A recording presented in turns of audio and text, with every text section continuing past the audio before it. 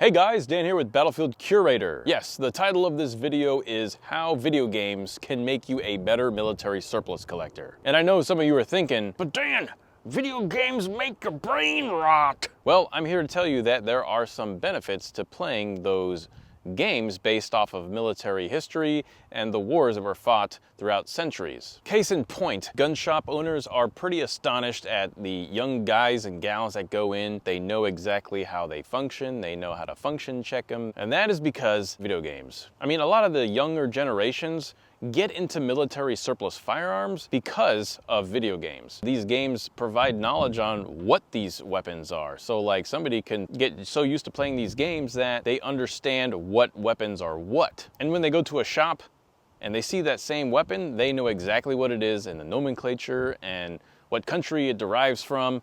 So they gain a lot of knowledge just off that. And I'm going to definitely say that some of these young folks that play these games are now getting a little bit older and they're stepping up in their careers. So they are probably a huge bulk of the weapons collectors out there, at least the novice weapons collectors out there, but definitely ever taking over a lot of the market share. Some of these video games portray weapons that don't even see the light of day, except for maybe a few museums throughout the world because they are rare historical pieces, maybe they're prototypes. Yeah, you might get functionality of certain weapons and weapon types that you might never ever come across in real life. So yeah, playing some of these video games can help you understand the functionality of these weapons and help you understand how they work, what the magazine capacity could be, or how they are loaded, or maybe even the historical significance throughout history. Now, the downside here is that some of the video games might misrepresent these weapons, or might get some of the factual information wrong, or just flat out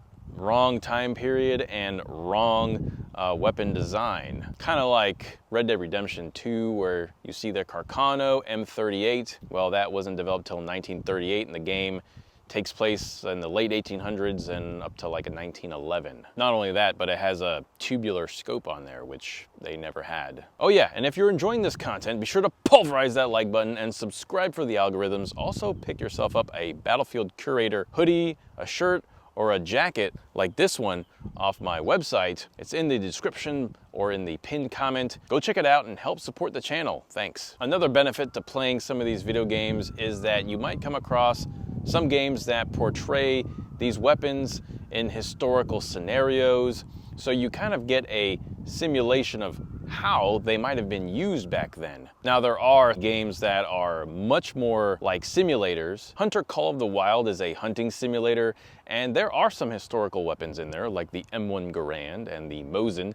They're called something different, but you can still understand the functionality of them, and they do a little bit better job of portraying them as how you would use them in real life in a hunting scenario. Now, you can ask my son, but Hunter Call of the Wild definitely helped him in his hunting abilities. I would take him out hunting with me, and during the summertime when he was 9, I got him the game Hunter Call of the Wild, and he played it, and he started to understand more things, some more things started to click, and he was getting virtual experience hunting without actually going out into the wilderness and hunting, because it is summertime, and you're not allowed to go hunt in the summertime for deer.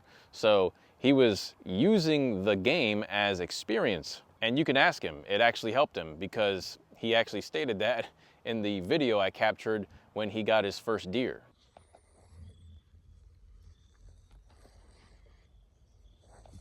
I got it. You got it. I got it. Wait for it. I actually got my first deer. You got a first deer? Yes, I actually got a deer. Let's go. Do you know what I did? I did the exact same thing when I did in the undercoat one. Yeah. I took a breath. I was like, Yeah, you got it. That's a buck too. Did you see the horns?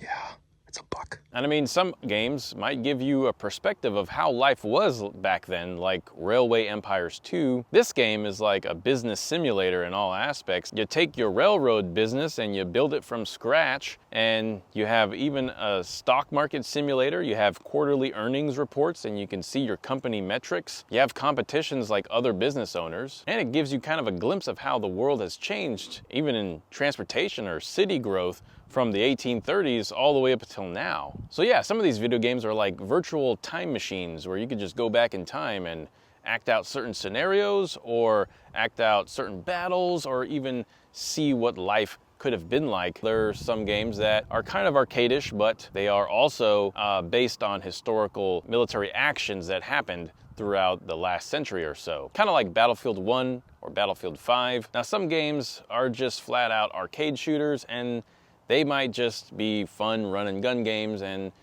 give you very little information of how they might have been used during historical conflicts because it's just an arcade shooter. So overall, yeah, I would say that playing video games, if you don't already, can help you understand a little bit more about these weapons, these military rifles, even Wild West weapons like in Red Dead Redemption 2. And the reality is, yes, if you play too many video games, there could be negative health effects, there could be negative life effects.